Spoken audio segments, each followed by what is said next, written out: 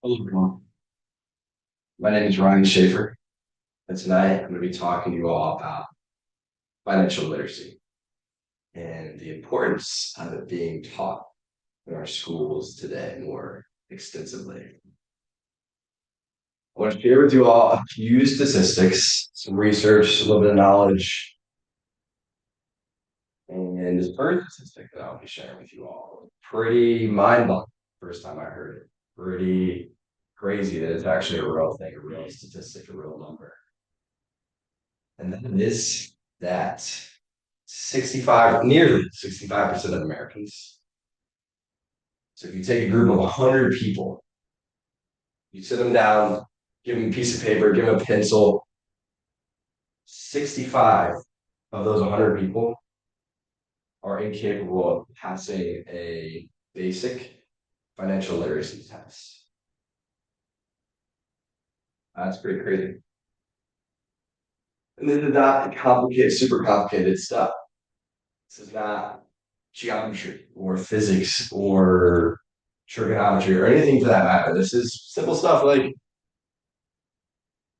funding, like a savings account, how that stuff works, how interest works, saving your money, making informed decisions financially, how a credit card works, what that is, how that plays out in society.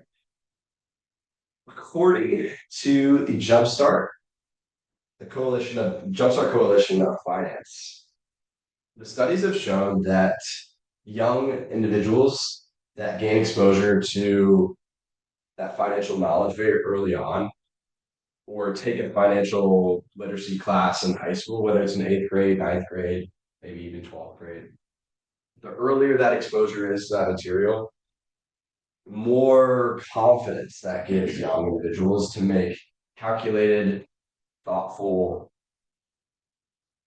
financial decisions, not make costly mistakes. Avoiding that trial and error approach that a lot of us face in adulthood.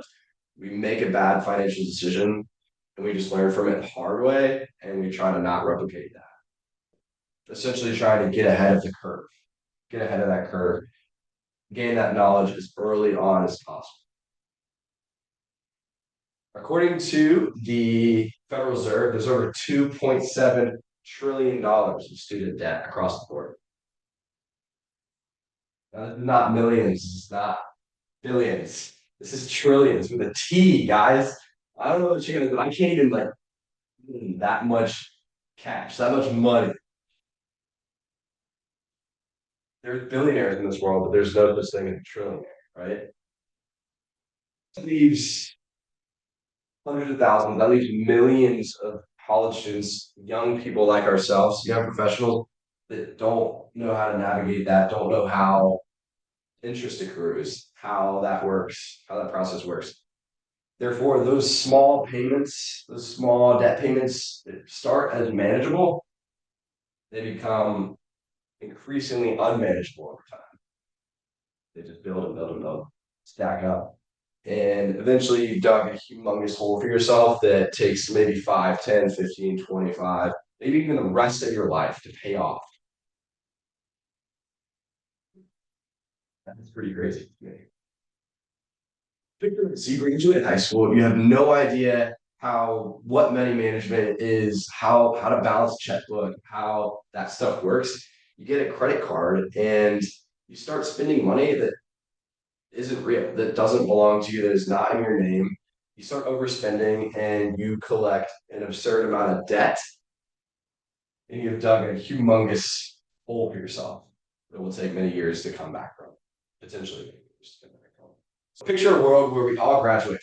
We've all taken those courses in high school, all of us, widespread. We understand how money works, how to make informed decisions financially, so we can better become functioning members of society and not rely on things like government assistance, making us all better functioning members of society. It's not just about dollars, the dollar sign and cents. It's about empowering generations, empowering young individuals, giving them the confidence to make those decisions for generations to come, for many years to come. So I want to encourage you all to, if you haven't done the research or if you haven't taken those courses, if you haven't taken those classes, do the independent research. Understand how those things work. Take it upon yourself to understand how those things work so you don't make costly mistakes. We can all be better members of society. I want to thank you all for listening. Appreciate you guys for listening to what I got to say.